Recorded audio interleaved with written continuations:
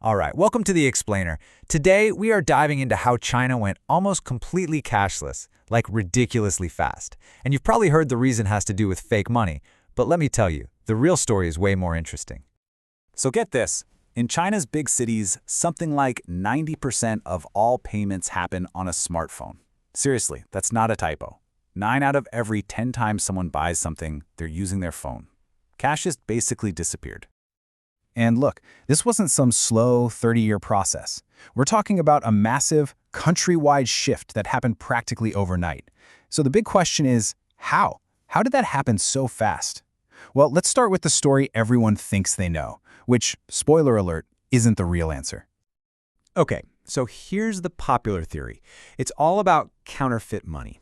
The idea is that China was just flooded with fake bills, and everyone was so sick and tired of it that they just leapt at the chance to use their phones instead. It sounds plausible, right? And honestly, it's an easy story to buy into. I mean, if you actually ask people in China, a lot of them will kind of joke and say, oh yeah, it's because of all the fake money. It's become this running gag, almost a piece of folklore, that a lot of people, both inside and outside of China, have started to take as fact. And to be fair, for a while, it was a real problem. You'd see shopkeepers holding the big 100 yuan bills up to the light, checking them super carefully so they didn't get scammed. But here's where the story starts to fall apart. The timeline just doesn't work. Yeah, the real story is actually so much cooler. And to understand it, we have to go back to the beginning and look at the two apps that run the whole show, Alipay and WeChat Pay.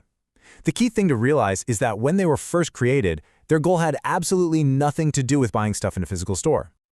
Okay, check out this timeline. The government really cracked down on counterfeit money leading up to the 2008 Beijing Olympics, and by then, in the big cities at least, the problem was pretty much solved.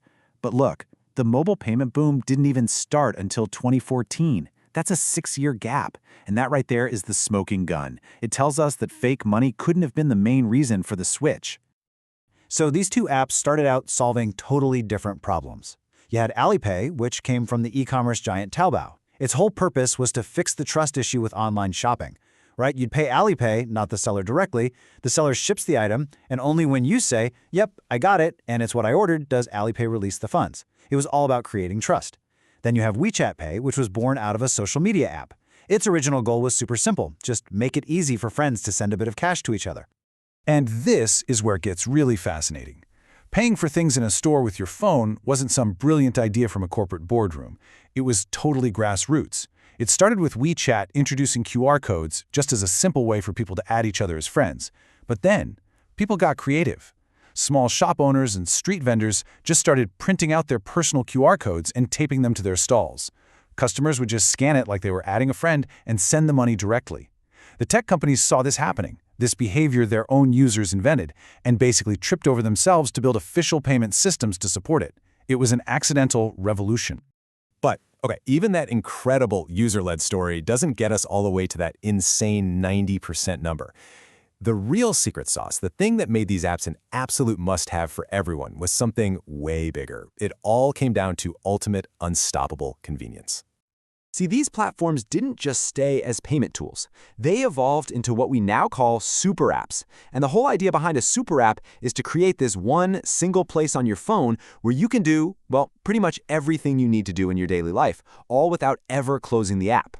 Because it was never just about paying for your coffee. That's small stuff. The real game changer was being able to use that same app to buy your train tickets, pay your utility bills, settle a traffic fine, hail a taxi, order food for delivery, you name it. Everything, all in one place, with one login. I mean, just think about that for a second. No more downloading a separate app for your airline, another one for the food delivery service, another one for your movie tickets, and then trying to remember a different password for every single one. It was this completely seamless, zero-friction experience that made these apps so essential that you just couldn't live without them. So, what does this all mean for the rest of us? What's the big lesson we can take from China's cashless journey? There's a saying in China that really sums it all up. When you leave the house, you can forget your wallet, but you can't forget your phone. And that's because the smartphone didn't just become a new kind of wallet. It became your bank, your ticket counter, your bill payment center. It became the remote control for your entire life. And make no mistake, this super app model isn't just staying in China. We're starting to see this idea pop up all over the world.